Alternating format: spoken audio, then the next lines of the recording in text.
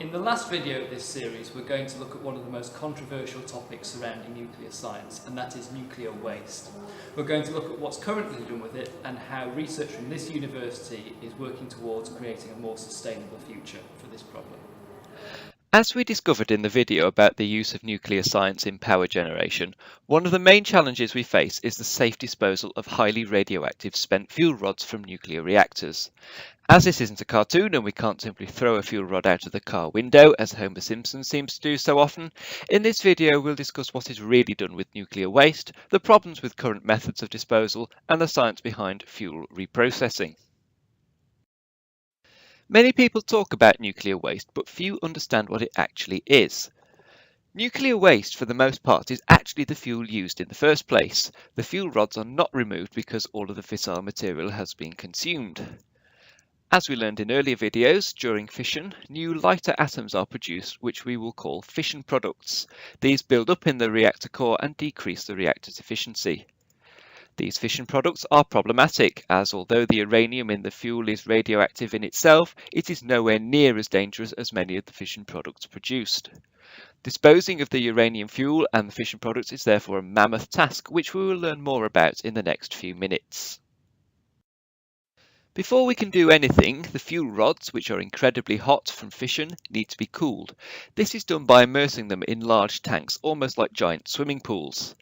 In the image you can see on the screen, the blue colour actually arises from a phenomenon called Cherenkov radiation. This is where beta particles from the decaying radioactive materials travel through the water and generate a bright blue glow.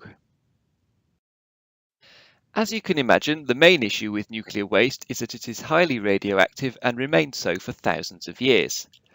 Conventionally, the waste is vitrified in glass before being contained in dense concrete or steel prior to burying underneath dense rock.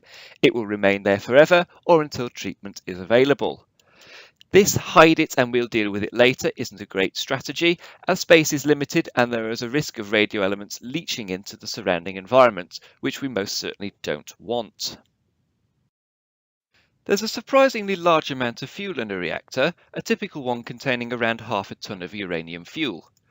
Once spent, around 475 kilograms is the starting uranium, with 5 kilograms of plutonium and around 20 kilograms of fission products produced.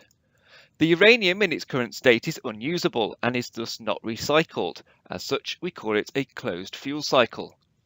This is problematic because uranium too is a finite resource, as we discovered earlier on in the series, and with global annual consumption of around 68,000 tonnes, reserves are expected to be exhausted within the next 60 years.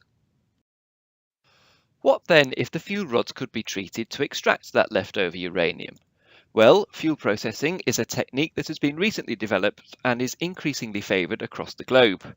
One of the pioneering sites is Sellafield in Cumbria here in the UK. Reprocessing currently involves taking out the unused uranium and plutonium that is produced and mixing them together to create MOX, or mixed oxide fuel, which can then be used to generate power. As great as this is, the global reprocessing capacity is only around 4,000 tonnes a year, which may sound a lot, but not when you consider there's 200,000 tonnes of spent fuel sat buried in storage, even after 90,000 tonnes have been reprocessed in the last 50 years. Sadly, this concludes this introduction to nuclear science. Hopefully you found it interesting, useful and insightful. There's plenty of material out there should you wish to read further about any of the topics we've touched upon. Other than that, all I've got left to say is thank you very much for watching.